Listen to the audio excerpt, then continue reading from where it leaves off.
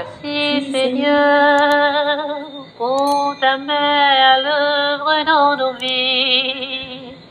Merci Seigneur pour ta grâce infinie. Nous n'avons rien mérité, mais tu nous as tout donné. Comment rester dans le silence face à cet amour immense? Seigneur, nous te louons. Tu pallies à nos défaillances et tu calmes nos souffrances. Seigneur, nous te louons. Tu nous combles de tes grâces au-delà de nos espérances. Seigneur, nous te louons. Merci Seigneur pour ta main à l'œuvre dans nos vies. Merci Seigneur pour ta main à l'œuvre dans nos vies.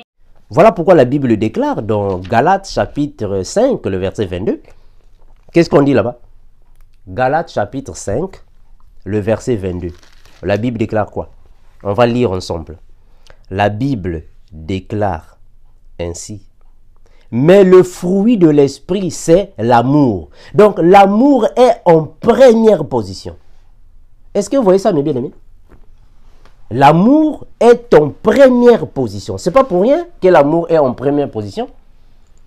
C'est pas pour rien que l'amour est en première position. Hein, mes bien-aimés? Comprenez que l'amour ici est en première position. La Bible est claire. L'amour est en première position, mais c'est pas pour rien. C'est pas pour rien que Dieu a voulu que les choses soient ainsi. L'amour est en première position. Parce que quand tu reçois le Saint-Esprit, la première chose qui doit se manifester en toi, c'est l'amour d'abord. C'est l'amour qui doit alors être visible dans ta vie. C'est l'amour. C'est l'amour d'abord. Après l'amour, tu dois avoir la joie du cœur. Or, que signifie la joie? La joie signifie le sentiment de bonheur intense.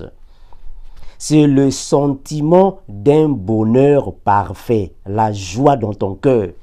Un enfant de Dieu ne peut jamais être dans le malheur chaque fois, dans la tristesse, dans les soucis. Chaque fois, tu ne fais que penser, tu es attristé à chaque moment. Tu vis dans les détresses, mais non. Un enfant de Dieu doit avoir la joie dans le cœur. L'amour, tu dois avoir la paix. La paix, un enfant de Dieu doit avoir la paix. Mais la paix signifie quoi? La paix signifie la tranquillité de l'esprit. Il faut que ton esprit soit tranquille. La sensation de réconciliation avec les autres. Ça, c'est la paix. Voilà pourquoi il faut chercher et rechercher la paix. Ce sont des choses très importantes dans la vie chrétienne. Tu dois avoir de la patience. Un enfant de Dieu doit avoir la patience. Le fait d'attendre les promesses de Dieu, qu'elles s'accomplissent. Donc, attendre l'accomplissement des promesses de Dieu dans ta vie. Un enfant de Dieu doit avoir de la patience. Un enfant de Dieu doit avoir la bonté. Mais la bonté signifie quoi? La bonté, c'est le caractère d'une bonne personne envers les autres. La facilité de pardonner les autres. C'est ça la bonté. La bonté, c'est la facilité de pardonner les autres. La bonté, c'est la facilité de venir en aide envers les autres. Venir aider les autres. Être toujours attentif aux cris, aux pleurs, aux besoins des autres. Ça, c'est la bonté. Ça fait partie des fruits de l'esprit. Un enfant de Dieu doit avoir la bienveillance. Mais la bienveillance, c'est quoi? La bienveillance, c'est la disposition favorable envers les prochains. Donc, la bienveillance, c'est le fait de faire du bien à tes frères, à tes sœurs. Donc, c'est l'amour du prochain, la bienveillance. L'amour du prochain, la sympathie. Le fait de venir toujours envers tes frères, tes sœurs, pour leur porter la main, pour leur voir réussir dans la vie. Donc c'est le fait de propulser les autres à la réussite. Le fait de venir en aide à ceux qui sont dans le besoin. C'est ça la bienveillance. Et ça fait partie de la vie des enfants de Dieu.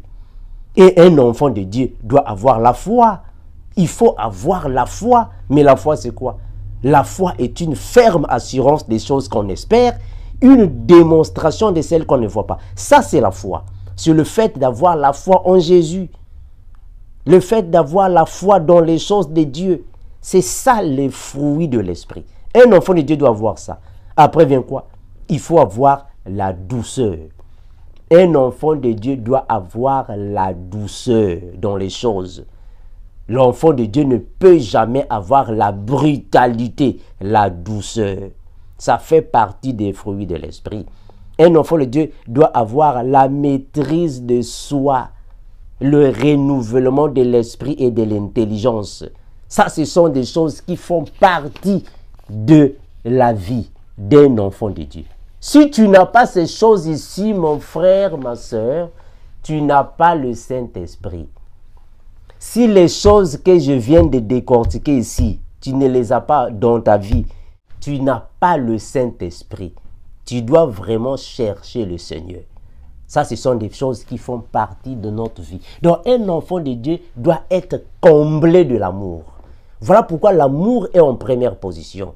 Quand tu as l'amour, automatiquement tu auras la joie, la paix, la bonté, la bienveillance, la maîtrise de soi. Ça viendra là-bas. Ça fait partie dans l'amour du prochain.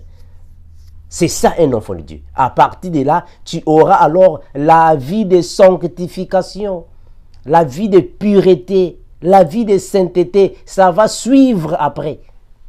Toutes ces choses-là, ça fait partie du Saint-Esprit. Dès que tu as le Saint-Esprit, tu as toutes ces choses. Donc un enfant de Dieu doit avoir ces choses. Aimons-nous les uns les autres. Si tu n'aimes pas les personnes que tu vois, tu ne peux pas prétendre dire que tu aimes Dieu. Ça n'a pas de sens parce que personne ne voit Dieu. Personne ne voit Dieu. Comment vas-tu aimer Dieu que tu ne vois pas alors que tu détestes les gens que tu vois? Que le Seigneur nous bénisse, mes frères. Merci à tous ceux qui ont accompagné cette exhortation. Que le Seigneur vous bénisse. Soyez fortifiés. Que la main de Dieu soit avec vous, afin que vous puissiez grandir dans la foi. Car la Bible déclare, car en lui ont été créées toutes les choses qui sont dans les cieux et sur la terre, les visibles et les invisibles, les trônes, les divinités, les dominations, les autorités, tout a été créé par lui et pour lui. Gloire à Jésus. Que le Seigneur vous bénisse. Maranatha. Merci Seigneur pour ta main à l'œuvre dans nos vies. Merci Seigneur pour ta grâce infinie. Nous n'avons rien mérité, mais tu nous as tout donné. Comment rester dans le silence face à cet amour immense? Seigneur, nous te louons. Tu pallies à nos défaillances et tu calmes nos souffrances. Seigneur, nous te louons. Tu nous combles de tes grâces au-delà de nos espérances. Seigneur, nous te louons. Merci Seigneur pour ta main à l'œuvre dans nos vies. Merci Seigneur pour ta main à l'œuvre dans nos vies.